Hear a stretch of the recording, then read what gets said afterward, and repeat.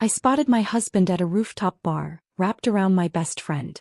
"You should be coaching our son's soccer game," I yelled. He just laughed. So I sent him divorce papers with a good luck cupcake and a video of him crying at the bar. It went viral. He begged my sister to take him back on live stream. The cupcake was beautiful, chocolate with perfect buttercream swirls and good luck written in elegant red script. Dean's face when he opened the box alongside the divorce papers was even more beautiful. At least that's what Kate told me later. I wasn't there to witness it myself, but I could picture it clearly, his smug confidence crumbling as he realized what was happening. It had been exactly 8 days since I'd spotted him at that rooftop bar with Jessica, his arm wrapped around my best friend when he should have been coaching our son's championship soccer game. 8 days since he'd laughed in my face when I confronted him. 8 days of careful planning that led to this moment of perfect, sweet revenge. But let me back up to when my world first shattered. Every Wednesday afternoon followed the same routine. I'd rush from the Michaels' home where I worked as a nanny to pick up my son Tyler for soccer practice. I'd mastered the art of folding laundry at lightning speed while keeping one eye on the clock. The twins' tiny socks and onesies formed perfect little squares under my practiced hands. This Wednesday was different though. It was the championship game and my husband Dean had promised to coach. His morning text still illuminated my phone screen. "Got the playbook ready. See you at the field." I traced my finger over those words, a flutter of hope rising in my chest. After 3 canceled parent-teacher conferences and countless missed soccer practices, Dean was finally stepping up for our son. "Mrs. Michaels doesn't need these clothes folded today," I whispered to myself, trying to quell my anxiety as the minute hand inched toward 3. Tyler had been practicing his penalty kicks every evening this week, his face lighting up when Dean actually showed up to help him 2 nights ago. "Dad says I'm going to score the winning goal," he told me, eyes shining with admiration for the father who'd become increasingly absent from his life. The kitchen clock showed 3:15 p.m. when Mrs. Michael returned early, catching me glancing nervously at the door for the 5th time in as many minutes. "Amanda, you should go. Tyler's big game, right?" Her voice carried that gentle understanding that always made me feel less alone in my struggles. She adjusted her designer watch, probably worth more than my monthly salary, and leaned against the marble countertop. "I still need to finish the twins' laundry and prepare their afternoon snacks," I protested weakly, even as my heart raced with the need to leave. "The twins and I can manage without perfectly folded onesies for one afternoon." She smiled, revealing the warmth that made working for her so different from my previous employers. "Championship games don't happen every day." I nodded gratefully, quickly gathering my purse while explaining that Dean would be coaching. "He's been practicing with Tyler all week," I said, believing my own words despite the history that should have taught me better. Mrs. Michael's smile tightened slightly. She'd heard about Dean's broken promises before, had witnessed my tearful phone calls on the days he failed to pick up Tyler when promised. Traffic crawled along Oak Avenue as I checked the time repeatedly. The digital numbers on my dashboard seemed to mock me as they changed from 3:25 to 3:26. My fingers drummed impatiently against the steering wheel, tapping out a rhythm of anxiety. Before leaving, Mrs. Michael had pressed an extra $20 into my palm. "Every championship needs proper celebration," she'd insisted when I tried to refuse. "Get those boys some snacks. They deserve it." I pulled into West Side Market, calculating that I had just enough time to grab juice boxes and orange slices before the game started at 4 o'clock. The automatic doors whispered open as I grabbed a shopping basket and rushed toward the produce section, mentally checking off items. 24 juice boxes for 12 sweaty 4th graders. 4 bags of pre-sliced oranges. Maybe those chocolate granola bars Tyler loved for after the game. That's when my phone rang, Tyler's school number lighting up the screen. My heart stuttered as I answered. "Mom." His voice sounded smaller than his 10 years. "Where's Dad? Coach Peterson is asking if anyone knows the plays since Dad's not here." My stomach dropped, the familiar weight of disappointment settling in my chest. "He's not there yet?" I asked, knowing the answer before the words left my mouth. "No." The single syllable carried all the hurt Dean had inflicted over years of broken promises. "Everyone's parents are here except mine." "I'll be there in 10 minutes, honey," I promised, abandoning the shopping cart in the middle of the aisle. The oranges and juice boxes suddenly seemed trivial compared to the crack I could hear forming in my son's heart. My mind raced with excuses for Dean as I hurried back to my car. Traffic, work emergency, flat tire. The same excuses I'd been making for him since Tyler was old enough to notice his father's absence. I'd become an expert at painting Dean as the victim of circumstances rather than choices, shielding Tyler from the truth that his father simply didn't prioritize him. As I pulled out of the parking lot, I realized I needed to take a different route to avoid the construction on Main Street. The digital sign at the intersection had been warning about it all week. Road closed. Detour ahead. The detour would take me past the Loft, that fancy new rooftop bar downtown where Dean claimed corporate executives always dragged him 4 mandatory, after-work drinks. He described it with such disdain, as if these networking events were torturous obligations rather than opportunities to escape family responsibilities. The red light at Jefferson and Fifth seemed interminable as I sat fidgeting behind the wheel. From this intersection, I had a clear view of the Loft's outdoor patio 4 stories up. Despite the afternoon sun, I could make out the faces of patrons enjoying early happy hour, their carefree laughter carrying on the spring breeze. My breath caught in my throat as I spotted a familiar profile at one of the tables. Dean's distinctive gray blazer and the back of his head as he leaned in close to someone. The blazer I'd ironed just this morning. The blazer he'd put on while promising he wouldn't let Tyler down today. I squinted, sure I was mistaken, until he shifted slightly and revealed Jessica's unmistakable blonde hair cascading over her shoulders. My best friend since college, the woman who had stood beside me at my wedding, who had held Tyler hours after he was born, who had brought me soup when I had pneumonia last winter. Jessica, who had been texting me almost daily about her marital troubles with Brian, seeking my advice and sympathy. The light turned green, but I couldn't move as I watched her hand casually stroke my husband's arm, their faces inches apart in an intimacy that left no room for innocent explanation. A car honked behind me, the sound jarring me back to reality. I pressed the gas pedal mechanically, my vision blurring with tears I refused to shed. In that moment, as the Loft receded in my rearview mirror, I felt something inside me crack and reform. The hurt was there, a white-hot pain that threatened to consume me, but beneath it bubbled something unfamiliar, rage. Not the fleeting anger I'd felt during our arguments about his absences, but something deeper and more resolute. Dean wasn't stuck in traffic. He wasn't dealing with a work emergency. He was exactly where he wanted to be with exactly who he wanted to be with. And it wasn't with his son on the most important day of his 10-year-old soccer career. It wasn't with me. The truth settled over me like a sudden frost, cold and clarifying. As I drove toward Tyler's school, I made a silent promise to myself. This would be the last time Dean's choices would break our son's heart. The last time I would make excuses for his absence. The last time I would preserve his image at the cost of my dignity. I just didn't know yet how sweet that final reckoning would be. The steering wheel felt cold under my white-knuckled grip as I swerved into the nearest parking spot, tires screeching against the asphalt. My wedding ring clinked against the metal as my hands trembled. Looking up at the Loft's sleek glass exterior, I felt a storm brewing inside me, rage and heartbreak colliding like thunderclouds. My body moved on autopilot while my mind screamed contradicting commands. Go to Tyler's game, confront Dean, call Jessica, just drive away and pretend I saw nothing. Each option played out in rapid succession behind my eyes, none of them leaving me unscathed. The logical part of me knew Tyler needed a parent at his game. The wounded part needed answers. The wounded part won. I barely remembered locking my car or crossing the street. The building's revolving door spun me into a marble lobby where a security guard nodded as I strode toward the elevator bank. My reflection in the polished doors showed a woman I hardly recognized, cheeks flushed, eyes burning with a fire I'd never seen in myself before. The elevator ride to the rooftop seemed eternal. Each floor's soft ding marked another moment where my life as I knew it was ending. 5th floor. The Christmas when Dean had given Tyler a baseball glove, despite his passion for soccer. 6th floor. Jessica holding my hand through my miscarriage 3 years ago, promising she'd always be there for me. 7th floor. Our wedding day, Dean vowing to cherish me forever. 8th floor. The rooftop bar where those promises were currently turning to ash. When the doors finally opened, the cheerful hostess asked if I had a reservation. Her perfect smile faltered as she took in my expression. I'm meeting my husband, I managed, my voice steadier than I felt.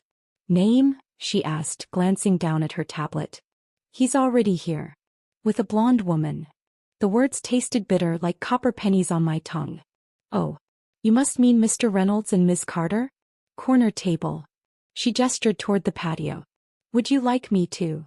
I was already moving past her, scanning the outdoor space until I spotted them at a corner table partially hidden by decorative palm plants. The afternoon sun highlighted Jessica's honey blonde hair. Hair I'd helped her select highlights for just last month. Dean's hand rested casually on the small of her back, his thumb making small circles on the red fabric of her dress. My dress. The one she'd borrowed last week for a client dinner. They didn't notice me approaching. Jessica was laughing at something Dean said, her hand resting comfortably on his thigh.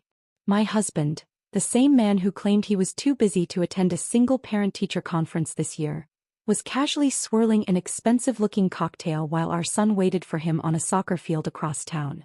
I stood there for perhaps 10 seconds, memorizing the tableau of betrayal. The intimate lean of their bodies toward each other. The lipstick mark on Dean's collar. The familiarity in how Jessica's fingers played with his watchband. A birthday gift from me he'd claimed to love. Well, isn't this cozy? My voice sounded foreign to my own ears, higher, shakier than intended. They jumped apart like guilty teenagers, Dean's drink sloshing over the rim of his glass onto the pristine white tablecloth. Jessica's face drained of color so quickly I thought she might faint. Dean recovered faster, his expression shifting from shock to irritation with practiced ease. Amanda, he said flatly as if I were an unexpected bill in the mail. What are you doing here? The absurdity of his question ignited something volatile within me. You should be coaching our son's soccer game. The words burst from me, loud enough that nearby tables fell silent, cocktail glasses pausing midway to lips as heads turned in our direction. It's the championship, Dean. You promised him. Dean's face registered shock, then annoyance at the public scene I was creating. Jessica at least had the decency to look ashamed, her eyes dropping to the table where her manicured nails, the same coral shade I'd complimented last week, nervously shredded a cocktail napkin. Amanda, calm down, Dean hissed, glancing nervously at the other patrons. You're making a scene. I can explain. But then he did something I'll never forget, he laughed. A short, dismissive chuckle that conveyed exactly how little my feelings and Tyler's disappointment meant to him. It's just a kid's game, Amanda. Peterson can handle it. Just a kid's game. Just our son's heart breaking as he scanned the sidelines for his father. Just another promise casually discarded because someone, more interesting came along. Just a game. I repeated, my voice dangerously quiet now.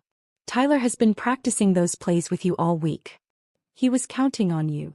Dean sighed dramatically as if my concerns were tedious. I'll make it up to him. We'll go fishing this weekend or something. Jessica attempted damage control, sliding away from Dean, her hands fluttering like nervous birds. Amanda, we were just discussing the Johnson account. Dean mentioned he had to cancel on Tyler, and I was just comforting him because he felt terrible about it. Her words trailed off under my stare, the lie too flimsy to sustain itself. The Johnson account, I echoed. Strange. That's the same excuse you both used last Friday. And the Thursday before that. And at Jessica's birthday dinner that Brian couldn't attend. I turned my gaze to her. How is Brian, by the way? Still working nights at the hospital while you comfort my husband. Jessica flinched as if I'd slapped her. Dean's jaw tightened, the muscle twitching beneath his 5 o'clock shadow. This is ridiculous, he muttered, checking his watch impatiently, the watch I'd saved for 6 months to buy him. You're being dramatic. How long? I asked, my voice steadier now, fueled by a strange calm that had settled over me. When neither answered, I knew. Months? Years. Their silence was confirmation enough. The realization that I'd been played for a fool by the two people I trusted most hit me like a physical blow. While I'd been picking up extra nanny shifts to afford Tyler's soccer camp, they'd been meeting for afternoon trysts. While I'd been consoling Jessica through her marriage troubles, she'd been sleeping with my husband. I need to get to Tyler's game, I finally said, surprising myself with the calmness in my voice. Dean rolled his eyes. You're overreacting. I'll make it up to him this weekend. Jessica reached for my arm, but I jerked away from her touch as if she were contagious. Amanda, Please, we need to talk about this like adults. Don't you dare show up at my house again, I told her before turning to Dean. And don't bother coming home tonight. Dean's face darkened. It's my house too. Then I'll be the one not coming home, I replied, already planning to call Kate. Either way, I don't want to see you. As I walked away, head high despite the curious stares from neighboring tables, I heard Dean's angry whisper. See what you've done? Now I have to deal with this drama all night. Their laughter followed me to the elevator. Quieter this time, conspiratorial. They were already moving on, already dismissing me and the scene I'd caused. The hostess avoided my eyes as I passed, her discomfort palpable. Inside the elevator, I watched the numbers count down, feeling oddly disconnected from my body. My reflection in the polished doors showed the same woman who'd ridden up minutes before, yet everything had changed. Something had broken inside me, something that couldn't be fixed with Dean's empty promises or Jessica's fake apologies.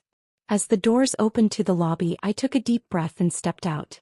Tyler was waiting, and unlike his father, I wouldn't let him down. But as I walked toward my car, a new resolve crystallized within me. This wasn't over. Not by a long shot. Dean's laughter echoed in my mind, fueling something I hadn't felt in years. A fierce determination to reclaim my dignity, whatever it took. The soccer field came into view as I turned into the school parking lot. Parents lined the sidelines in folding chairs, cheering enthusiastically. I was 20 minutes late. The scoreboard showed 0-1 with the opposing team leading. My heart sank as I scanned the field for Tyler's number 14 jersey, finally spotting him defending near the goal, his small shoulders tense with concentration. I slipped onto the metal bleachers beside another mother who nodded sympathetically. You haven't missed much, she whispered. Though Coach Peterson seems a bit lost today. Coach Peterson paced the sidelines, consulting a crumpled piece of paper. Likely the standard plays he'd been using all season. Nothing like the specialized strategy Dean and Tyler had developed together during those rare evenings when my husband actually showed up for practice. I cheered loudly when Tyler blocked a shot, waving when he glanced toward the stands. His face brightened momentarily before his eyes continued searching, looking past me for the father who wouldn't be coming. The disappointment that flashed across his features cut deeper than any betrayal Dean had inflicted on me. Tyler's team lost the championship game 1-3. The boys huddled together afterward, their young faces a mix of disappointment and resilience as Coach Peterson offered words of encouragement. I waited near the bench, watching Tyler accept his participation trophy with a polite thank you that didn't reach his eyes. Mom. He jogged over, his cleats crunching on gravel. Did you see my block in the second quarter? I did, I said, pulling him into a hug that he only half resisted. You were amazing out there. His eyes darted past me again. Dad never came, huh? No, honey. He didn't. On the drive home, Tyler stared out the window, his participation trophy forgotten on the back seat where he'd tossed it without ceremony. His profile, so much like Dean's, was silhouetted against the gathering dusk, streetlights illuminating his features in rhythmic flashes. Dad had an important work thing, huh? He asked, not looking at me. I gripped the steering wheel tighter, the memory of Dean and Jessica laughing together still fresh in my mind. My throat constricted around the automatic excuse I'd always provided. For the first time, I didn't make excuses for his father. No, honey. Dad made a bad choice today. Tyler nodded slowly, understanding more than a 10-year-old should have to. Like when he promised to come to my science fair but went golfing instead? The question stunned me. You knew about that? Mitch's dad saw him at the country club. He shrugged with practiced indifference that broke my heart. It's okay. I got second place anyway. We stopped for drive-through burgers, a rare treat on our tight budget. Tyler perked up slightly when I added a chocolate milkshake to the order. Championship dinner, I declared, forcing brightness into my voice. You played like a champion today. At home, I helped Tyler with his shower, checked his homework folder and tucked him into bed earlier than usual. He was emotionally exhausted, falling asleep midway through our nightly reading routine. I sat beside his bed for a few extra minutes, watching the gentle rise and fall of his chest, the way his eyelashes cast tiny shadows on his cheeks. I'm sorry, I whispered, though he couldn't hear me. Sorry that his father couldn't see the extraordinary child before him. Sorry that I'd spent years making excuses for a man who didn't deserve them. That night, after tucking Tyler into bed, I sat at our small kitchen table with a legal pad. Dean hadn't come home, hadn't even called to check on Tyler. His betrayal with Jessica hurt deeply, but it was his laughter, that casual dismissal of our son's disappointment, that hardened something inside me. I began making lists in neat, precise columns. Our joint checking account with its meager balance. The savings account Dean had borrowed from 3 times this year for business investments that never materialized. The modest savings bonds Tyler's grandparents had established for his college education. The small life insurance policy my parents had gifted us when Tyler was born. Our rental agreement with its clause about early termination. We didn't own much, but what we had built together, I had mostly paid for with my multiple nanny jobs over the years while Dean chased one failed career opportunity after another. His current position at Reynolds Marketing, a company whose name conveniently matched our surname, though no relation existed, was his longest employment stint at 18 months. I created a separate page for monthly expenses: rent, utilities, car payment, groceries, Tyler's after-school activities, medical insurance. The numbers told a stark story. Without Dean's income we would struggle, but we could survive. I'd been carrying most of the financial burden anyway, picking up weekend babysitting gigs and holiday house sitting to compensate for Dean's inconsistent contributions. My phone buzzed just before midnight. Kate's familiar face lit up the screen, her timing uncanny as always. My younger sister had a sixth sense for trouble. Tyler texted me about missing Dad at his game, she said without preamble. Everything okay? I hadn't planned to tell anyone yet, but the words poured out. The rooftop bar, Jessica, Dean's laughter. Kate's swift intake of breath punctuated my story, her outrage on my behalf feeling like the first warm thing I'd experienced since the afternoon. That absolute, she caught herself, mindful of Tyler sleeping down the hall. I knew something was off with him lately, but Jessica? You're Jessica? The godmother to Tyler. The very same, I confirmed, the betrayal still raw. Come stay with me, she offered immediately, already in problem-solving mode. My spare room is a disaster, but I can clear it out tomorrow. Tyler can take the sofa bed. I declined, explaining that I didn't want to disrupt Tyler's routine any more than necessary. He still has school tomorrow and I still have work. Plus, this is his home. I won't be the one to uproot him. Kate grew quiet before asking what I planned to do. The legal pad in front of me now had a different list. Divorce lawyer recommendations from an online search. 3 names were circled, with Patricia Sanderson, known for her fair but fierce representation of mothers, starred twice. I'm getting a divorce, I said, the words strange yet liberating on my tongue. Good, Kate said firmly. And then what? Then I rebuilt. For Tyler. For me. Thursday and Friday passed in a strange fog. Dean came home late Thursday night, his key scraping in the lock around 2 a.m. I lay awake, listening to him stumble around the living room before collapsing on the couch without speaking to me. He left before dawn on Friday, taking a change of clothes in his gym bag, the front door closing with exaggerated quietness. At breakfast, Tyler pushed his cereal around the bowl. Is Dad mad at us? No, honey, I assured him, smoothing his cowlick. Dad's just working through some stuff. Will we still go fishing on Saturday? He asked, eyes hopeful. Dad promised to teach me how to use the new lures Grandpa gave me. I watched my son's face fall when I admitted I didn't know. How about we plan something fun, just you and me as a backup? Maybe that new superhero movie. At work, Mrs. Michael noticed my distraction as I mechanically folded laundry and prepared the twins' lunch. One of the babies had spilled applesauce that I'd failed to clean up, and I'd nearly put salt instead of sugar in their oatmeal. Bad week? She asked gently, intercepting my hand as I reached for the wrong ingredient again. Something about her kindness broke through my carefully constructed wall. My husband's having an affair with my best friend, I blurted out, immediately regretting my unprofessional disclosure. To my surprise, she sat down at her kitchen island and simply asked, "What do you need?" What? The question caught me off guard. Time off? Different hours? A good attorney? What do you need, Amanda? Her directness was refreshing after 2 days of emotional limbo. I don't know yet, I admitted, tears threatening for the first time since the loft. Well, figure it out, she said, not unkindly. Then tell me. I've been where you are and I didn't have anyone asking me that question. It would have helped. By Friday evening I had secured an appointment with Patricia Sanderson for Monday morning, temporarily frozen our joint checking account, leaving enough for bills, and arranged for Tyler to spend Saturday with my parents under the guise of helping Grandpa with his garden. Dean finally called around dinner time, not to check on Tyler but to inform me he'd be working late again. The thinly veiled lie ignited a quiet fury inside me. Mrs. Michael's question, "What do you need?" kept echoing in my mind as I tucked Tyler into bed that night. What I needed was for Dean to face real consequences, not just from me, but in a way that matched his public humiliation of our family. Dean had always been obsessed with appearances, with being respected and admired. The man who coordinated his ties with his pocket squares cared deeply about his image.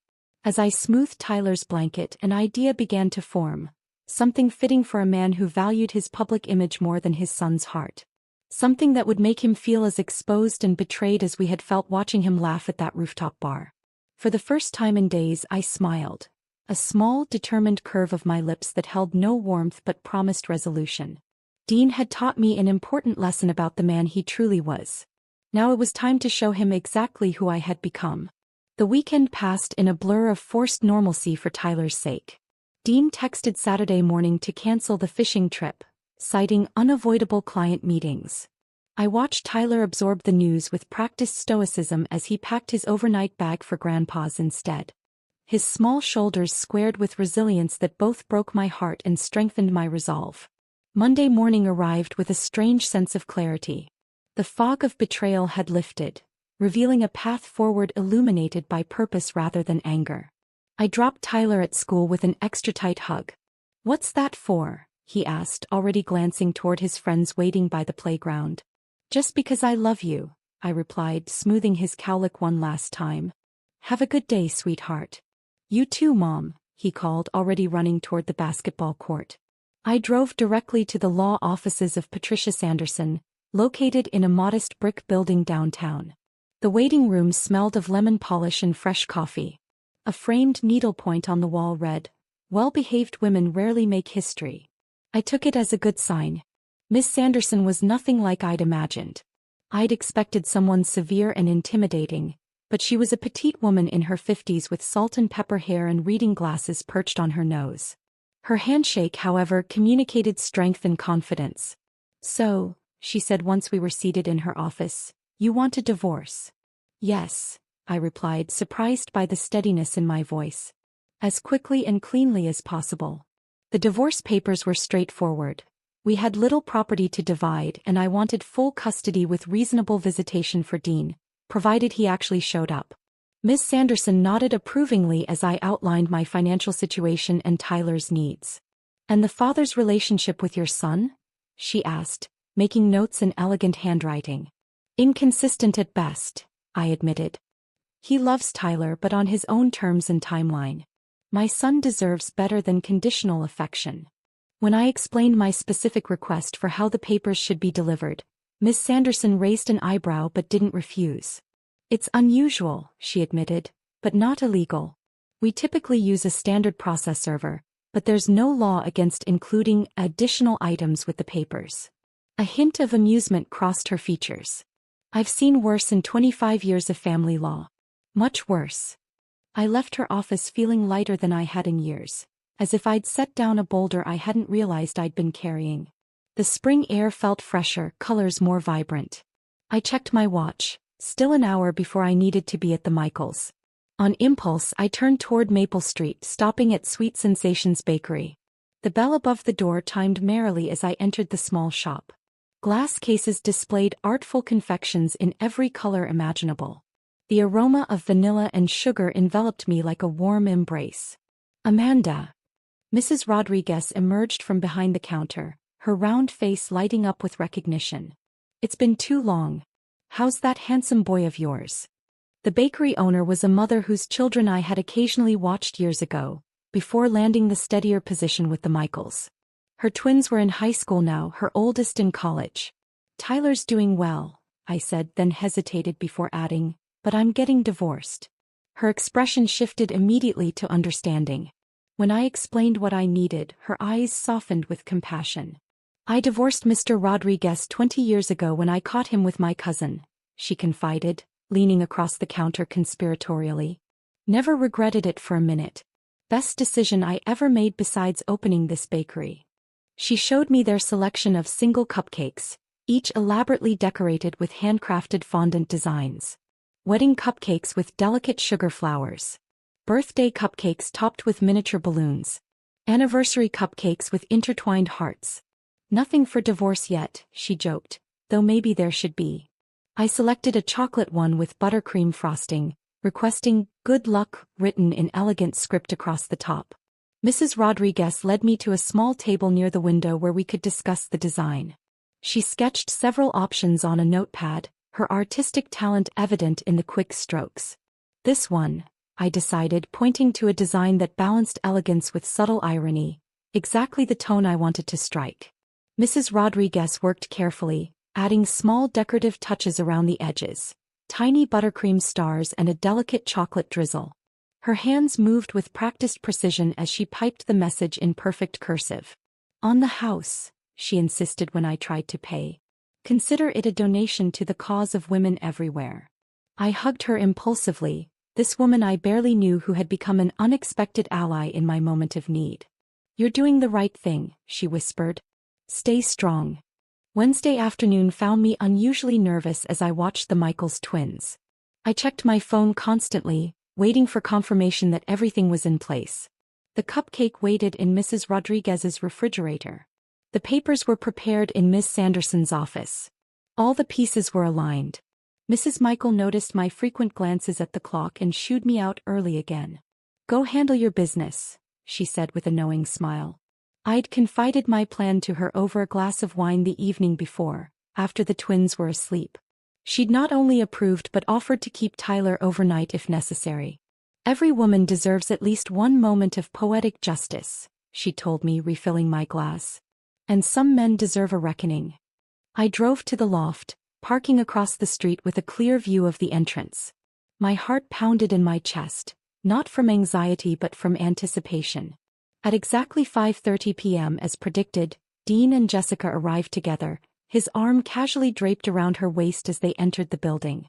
So predictable, these secret rendezvous that weren't so secret anymore. Same place, same time, same betrayal repackaged as something special. I wondered if he ordered the same overpriced cocktail for her that he'd been drinking when I confronted them. The small digital camera in my purse had been a Christmas gift from Dean 2 years ago. For taking better pictures of Tyler's games, he'd said, though he rarely attended them himself. Now it would serve a different purpose. I waited 30 minutes before entering the bar, giving them time to settle into their routine of intimate touches and false security. The hostess recognized me but said nothing as I declined her offer to be seated, instead heading directly to the bar. From my stool I had a perfect view of their corner table.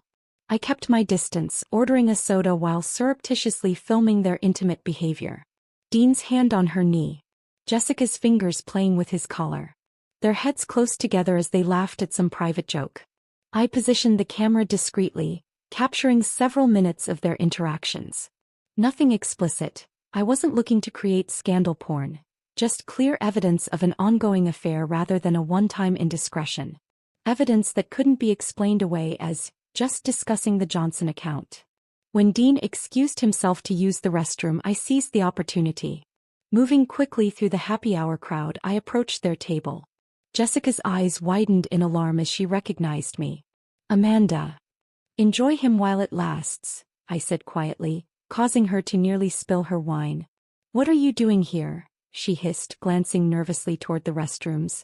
I smiled coldly. "Gathering evidence. Did you know Dean's been texting my sister Kate too?" The lie slid out easily and I watched doubt flicker across Jessica's face. Affairs built on betrayal carried their own seeds of destruction. The constant fear that your partner would do to you exactly what they'd done with you. "You're lying," she whispered, but uncertainty clouded her eyes. "Why would I?" I replied with a shrug. "Just thought you should know what you're getting." "Good luck with that." I walked away before Dean could return, slipping out through the patio exit and back to my car. Mission accomplished. The last piece of my plan was in place. The delivery was scheduled for Thursday at 3 p.m., when Dean would be meeting with his biggest client. Ms. Sanderson had confirmed the timing, And Mrs. Rodriguez personally boxed the cupcake that morning, adding a small note card with the bakery's logo. A touch of professionalism for what was, in essence, an act of glorious pettiness. I couldn't be there to witness it, but Kate could. My sister positioned herself at a cafe across from Dean's office building, texting me updates as I tried to focus on the Michaels twins. Delivery person just went in. Dean's coming out to reception. He's opening the box. Oh my God, his face. Then came the photo. Dean standing in his office doorway, divorce papers in one hand, cupcake box in the other, his expression a mixture of shock and embarrassment as colleagues peered curiously from their cubicles. His perfectly curated professional image crumbling in real time. Along with the papers and cupcake, I'd included a thumb drive containing selected footage from the loft. Nothing explicit, just enough to show his betrayal wasn't a one-time mistake, just enough to make it clear I wouldn't be gaslighted or manipulated into forgiveness. Kate's final text simply read, "Mission accomplished. He looks destroyed." I stared at the message, expecting to feel triumph or at least satisfaction. Instead, I felt something quieter but more profound. Peace. For the first time since spotting them at that rooftop bar, I felt the ground steady beneath my feet. The twins were napping, the house quiet except for the gentle hum of the dishwasher. I sat at the kitchen island, scrolling through the photos Kate had sent, studying Dean's face as he realized his carefully constructed world was collapsing. In that moment of public unraveling, he looked so small, so ordinary, nothing like the man who had once seemed to fill every room with his presence. Mrs. Michael found me there, smiling at my phone. "It's done?" she asked, setting a cup of tea before me. I nodded, showing her the photo. She examined it, her lips curving into a satisfied smile. "The cupcake was a nice touch," she said. "Elegant. With just the right amount of pettiness," I added, and we both laughed, a free, unburdened sound that echoed through the sunlit kitchen. The twins woke from their nap an hour later, demanding snacks and stories. I moved through the afternoon routine with mechanical efficiency, my mind still processing the image of Dean's shocked face. Mrs. Michael squeezed my shoulder supportively before leaving to pick up her older children from school. "Remember, Tyler can stay overnight if you need space," she reminded me. I arrived home to an empty apartment, grateful for the hour of solitude before picking up Tyler from his after-school program. I kicked off my shoes, made tea, and sank onto the couch, savoring the quietness. The vibration of my phone shattered the peace. Dean's calls started that evening, 15 in 2 hours, each voicemail more desperate than the last. The first came while I was stirring pasta for Tyler's dinner. "Amanda, call me back. This isn't funny. We need to talk about whatever stunt you're pulling." The second arrived as Tyler was telling me about his science project. "Amanda, seriously? Divorce papers? With a cupcake? People at work are talking. Call me." By the third, the anger had given way to panic. "Please just call me. I can explain everything with Jessica. It's not what you think." I listened to the first few messages, hearing his voice crack as he begged me to call him back, to let him explain. By the fifth message he was crying, something I hadn't seen him do since Tyler was born. The raw vulnerability in his voice was startling after years of his emotional distance. "I don't want to lose you and Tyler," he sobbed into my voicemail. "Please, Amanda. I messed up. I know I messed up." I saved that particular voicemail, not out of cruelty but as confirmation that the wall of indifference he'd built around himself could actually be penetrated. For years I'd wondered if anything could break through his carefully maintained facade. Now I knew. Tyler asked about the calls during dinner, his young face worried as my phone vibrated for the 12th time. The sound seemed to punctuate our meal with anxiety. "Is that Dad? Why do you keep ignoring it?" I set down my fork, considering my words carefully. "Dad's upset about some grown-up stuff," I explained, reaching across the table to squeeze his hand. "But it doesn't change how much we both love you." Tyler nodded solemnly. "Is he coming home tonight?" "No, sweetie. Not tonight." After tucking Tyler into bed, I blocked Dean's number, giving myself permission to focus solely on my son's needs. The instant relief was palpable, like finally setting down a heavy suitcase I'd been carrying too long. That night I slept deeply for the first time in a week, dreamless and uninterrupted. Friday morning dawned clear and crisp. Tyler seemed lighter at breakfast, chattering about the class field trip to the science museum while I packed his lunch. I dropped him at school with our new goodbye ritual, 3 quick squeezes of his hand that meant, I love you. At the Michaels' house, the twins were fussy with emerging teeth, requiring extra comfort and distraction. I was kneeling on the playroom floor, demonstrating how to stack blocks for the 20th time, when Mrs. Michael appeared in the doorway, her expression cautious. Amanda, Jessica is at the door. She's asking to speak with you. My stomach dropped. I don't have anything to say to her. That's what I told her. Mrs. Michael's voice carried a protective edge. But she's insistent. Would you like me to send her away again? I considered for a moment, then shook my head. No, I'll handle the twins. You can tell her I'm busy. From the nursery window I watched their exchange. Mrs. Michael stood in the doorway, her posture unyielding. Amanda's busy with the children, I heard her say firmly. And you need to leave. Jessica's shoulders slumped in defeat as she nodded, turning back toward her silver Audi, a recent upgrade she'd shown off last month, attributing it to a bonus that I now realized probably came from Brian's surgeon salary. Her designer sunglasses couldn't hide the puffiness around her eyes as she slid into the driver's seat. I felt a confusing mixture of satisfaction and sadness watching my former best friend retreat. 15 years of friendship dissolved by her choices. Birthday celebrations, college road trips, being her maid of honor, her standing as Tyler's godmother. All meaningless now. Later, Mrs. Michael handed me an envelope. She left this for you. Inside was a handwritten letter on Jessica's monogrammed stationery, the set I'd given her last Christmas. The elegant cursive was marred by tear stains and crossed-out words. The letter was full of apologies and excuses. They'd been unhappy for years, it just happened she'd felt overlooked by her own husband. The words blurred before my eyes, each sentence more self-serving than the last. The letter ended with a plea. I know I don't deserve your forgiveness, but please don't tell Brian. Her concern for her own marriage after helping destroy mine struck me as the final betrayal. I shredded the letter before leaving work, watching the pieces flutter into the recycling bin like confetti.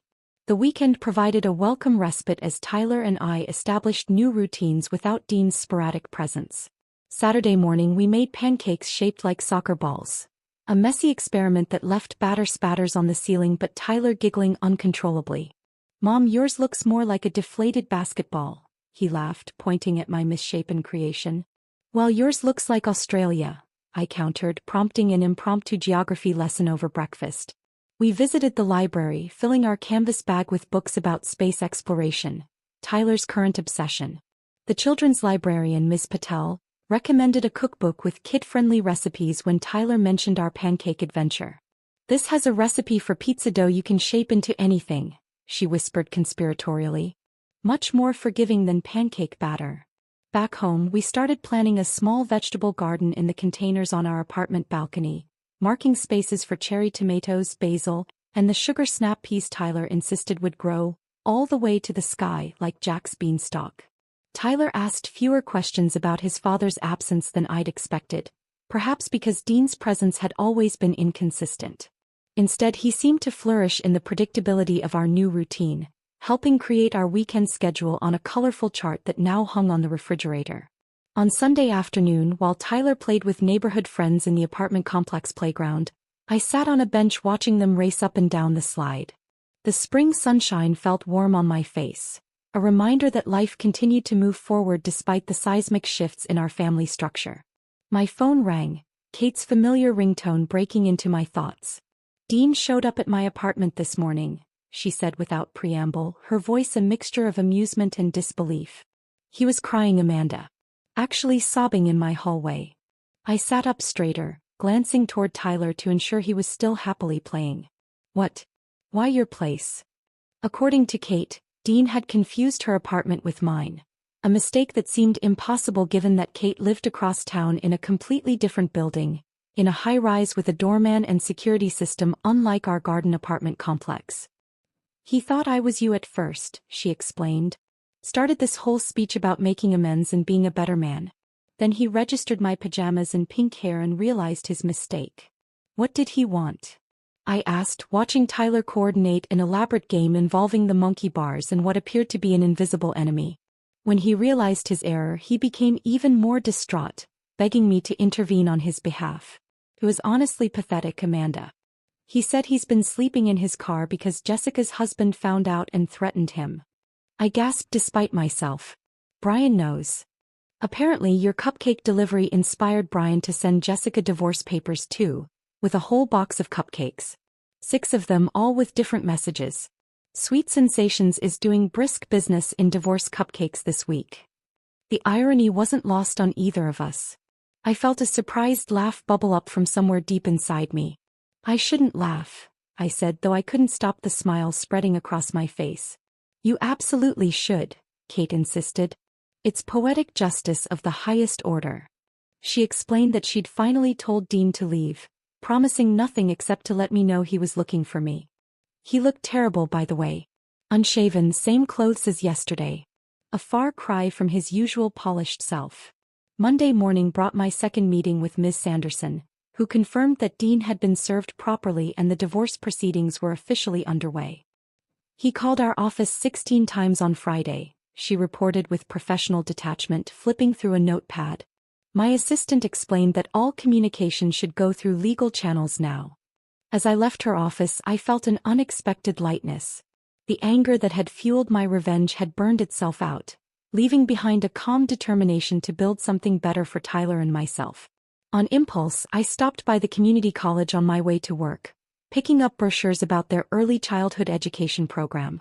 Mrs. Michael had mentioned that the preschool where her sister worked was looking for assistant teachers, positions that came with tuition assistance. Standing in the sunlit campus courtyard, watching students hurry between classes with purposeful expressions, I allowed myself to imagine possibilities that had seemed unthinkable just weeks ago. For the first time in years, I pictured a future shaped by my own choices rather than Dean's broken promises. A future where Tyler and I thrived not despite his father's absence, but because we had finally stopped waiting for him to show up. The community college brochure became my roadmap in the weeks that followed. I filled out the application that evening at the kitchen table, Tyler coloring beside me, occasionally peering over to ask what different words meant. Matriculation, prerequisite, accreditation. Each term represented a step toward the future I was building for us. 2 months passed with surprising swiftness. Spring turned to early summer, bringing longer days filled with possibility. The divorce proceedings moved forward with unexpected smoothness, Dean offering little resistance to my requests for custody arrangements and asset division. Miss Sanderson seemed almost disappointed by the lack of drama. Most clients would be thrilled with such a straightforward case, she remarked during our May meeting, but I have to admit, I was looking forward to using some of my more creative legal strategies. Tyler finished 4th grade with improved grades and a renewed interest in soccer.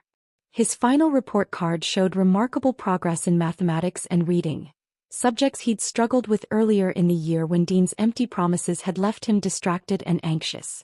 Ms. Rivera says I might qualify for the advanced reading group next year, he announced proudly, placing his report card on the refrigerator next to our weekend activity chart. Dean eventually stopped trying to contact me directly, the stream of desperate voicemails and text messages drying up after Ms. Sanderson sent a firmly worded letter about harassment. Instead, he began following the court-mandated communication channels regarding visitation with Tyler, sending formal emails that read like business correspondence rather than co-parenting discussions. His first supervised visit was scheduled for a Saturday afternoon at the family center downtown, a neutral location where trained social workers observed parent-child interactions. I dreaded the drop-off, uncertain how Tyler would respond to seeing his father after weeks of separation. What if Dad doesn't remember the new handshake I made up? Tyler asked as we drove downtown, his small fingers fidgeting with his seat belt. Then you'll teach it to him again, I reassured him, though internally I questioned whether Dean would even notice such details. When we arrived at the center, Dean was already waiting in the lobby, dressed in pressed khakis and a blue button-down that made him look like he was heading to a job interview rather than meeting his son. Something about his posture had changed, the confident swagger replaced by a wary hesitance that made him seem smaller somehow. I exchanged minimal pleasantries with the social worker before hugging Tyler and promising to return in 2 hours. As I walked away, I glanced back to see Dean kneeling to Tyler's height, his expression more attentive than I'd seen in years. Dad cried when I told him about scoring the winning goal in our last game, Tyler reported afterward, seeming confused but somewhat pleased by his father's emotional response as we drove home. And he knew all the players on my team, even though he's only been to one game. I simply nodded, keeping my opinions about Dean's newfound attentiveness to myself. Tyler didn't need my skepticism or bitterness. He needed space to rebuild whatever relationship with his father was possible now. Our apartment felt different after I rearranged the furniture and replaced Dean's oversized leather recliner, the one he'd insisted on buying despite its ridiculous scale, in our small living room, with a compact desk where I could study. The space felt airier, more intentionally designed rather than a collection of compromises. 3 nights a week after putting Tyler to bed, I spread my textbooks across that desk, working through assignments for my first community college courses. Early childhood development, introduction to psychology, and English composition filled my evenings with intellectual challenges that had nothing to do with navigating Dean's moods or making excuses for his absences. Mrs. Michael had not only recommended me for the assistant teaching position at Sunshine Preschool but also adjusted my nanny schedule to accommodate my Tuesday and Thursday morning classes. "Investing in yourself is never wasted effort," she told me when I thanked her, passing me a cup of coffee in her kitchen one morning. "Besides, the twins adore you. They can share you with some preschoolers for a few hours a week." The divorce would be finalized in another month, according to Ms. Sanderson, who seemed pleased with the straightforward proceedings. "We'll have you officially single by Independence Day," she joked during our last meeting. "Seems fitting." Kate invited us for Sunday dinners, creating a new tradition that gave Tyler something stable to anticipate each week. My sister's apartment, a quirky third-floor walk-up filled with thrift store treasures and art from her travels, became our weekend sanctuary. Tyler loved helping her boyfriend, Marcus, grill vegetables on the tiny balcony while Kate and I prepared the rest of the meal in her kitchen. During one such dinner in early June, while Tyler and Marcus were engrossed in a competitive round of video game racing, Kate broached a subject I'd been avoiding. "Have you heard about Jessica?" she asked tentatively, refilling our wine glasses. I shook my head, genuinely unconcerned about my former friend's whereabouts. The space she'd once occupied in my life had closed up like water after a stone passes through, leaving no trace. "Brian took the kids to his parents' place in Arizona," Kate continued, tucking her pink-tinged hair behind her ear. "Jessica's still here trying to save face." I nodded, unsurprised that Brian would prioritize protecting their children from gossip. As a pediatric surgeon, he'd always demonstrated more parental responsibility than either Dean or Jessica. Kate studied me carefully over the rim of her glass. "She asked about you at the grocery store yesterday. Wanted to know if you'd ever consider talking to her again." The question hung between us, unexpected and complicated. The anger I'd once felt toward Jessica had faded to something more like pity, though I wasn't ready to examine that shift too closely.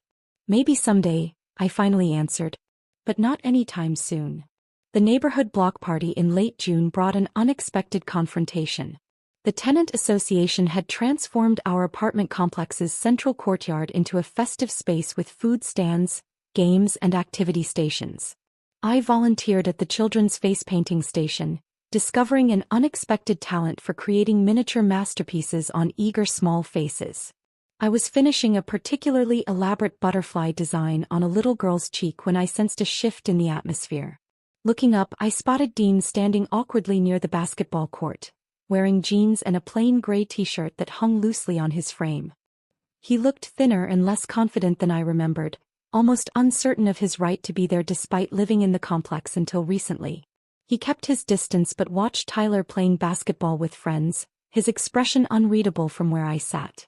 When our son spotted him and ran over for an awkward hug, I saw genuine emotion in Dean's expression, a flash of vulnerability that would have been unthinkable months ago. I returned to my face painting, determined to give them space for whatever conversation they needed to have. An hour later, as I packed up our supplies, washing brushes and organizing paint pots, Dean approached cautiously, maintaining a respectful distance. "You look good, Amanda," he said, his voice lacking its former arrogance. The compliment contained no hint of the flirtatious entitlement that had once characterized his interactions with me. "Thanks," I replied, continuing my cleanup. "How are you settling into the new place?" "It's fine. Close to work."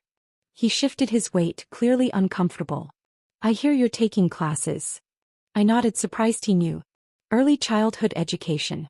Mrs. Michael's sister is my instructor actually, I explained, keeping my tone neutral. Dean seemed to struggle with what to say next, his fingers tapping an anxious rhythm against his leg. Finally, he simply offered, "I'm proud of you," before walking away. The words felt strange coming from him. Sincere but irrelevant, like praise from a distant acquaintance rather than the man I'd once built my life around. I realized with some surprise that his opinion, once so crucially important to my sense of self-worth, now carried no more weight than a casual comment from a neighbor. By July, Tyler and I had settled into routines that no longer centered around accommodating Dean's unpredictable schedule. We ate dinner at our small kitchen table instead of in front of the TV, started a book club where we took turns reading chapters to each other, and spent Saturday mornings volunteering at the community garden where Tyler had become the unofficial expert on tomato plants. The divorce became final on July 3rd, marked not with celebration but with a quiet acknowledgement. I treated myself to a haircut, something shorter and more modern than I'd ever dared try during my marriage, and took Tyler for ice cream after his summer day camp.